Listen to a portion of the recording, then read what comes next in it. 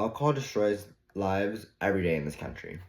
It causes fatal crashes, addiction, violent crimes, and many health issues.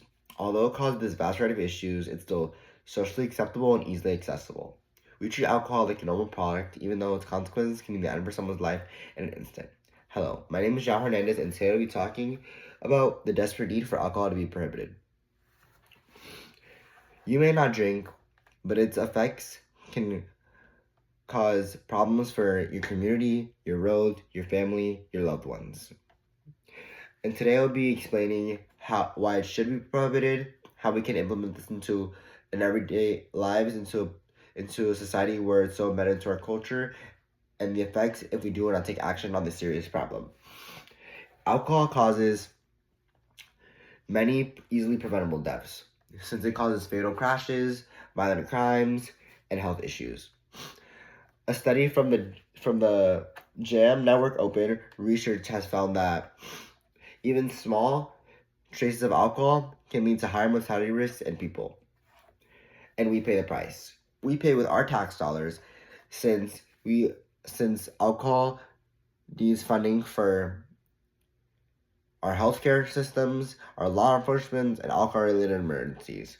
Another study from the health organization Global Policy Reports in 2025 states that alcohol is linked to more than 200 health-related issues, which has caused a heavy financial burden on our medical system.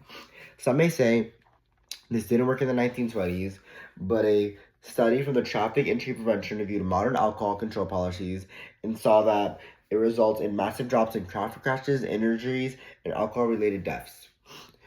Now that you know why it needs to be prohibited, we can take a look at how this can be implemented into our everyday lives.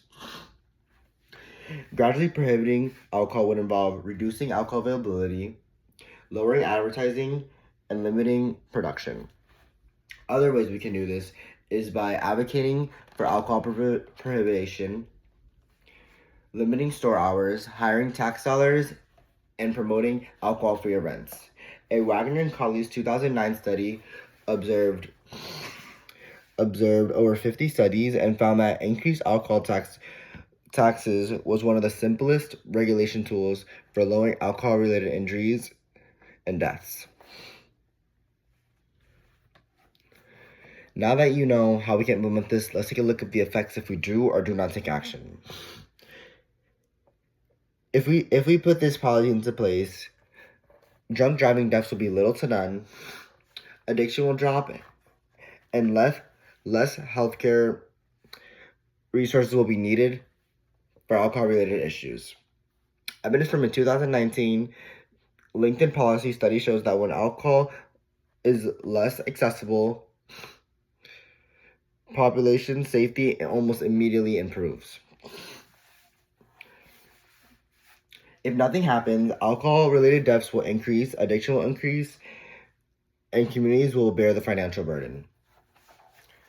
I've showed you why alcohol needs to be regulated, how we can affect this into our everyday lives, and what will happen if we do or do not take effect for this action. I personally would love to live in a place where our whole families could feel safer, our communities will be safer, and our tax dollars will be spent better. You can help this by supporting efforts to reduce alcohol availability, advocating for better regulations, and choosing to be a part of a movement that protects public safety. And remember, this may not affect you, but it could affect your loved ones one day. Thank you for listening.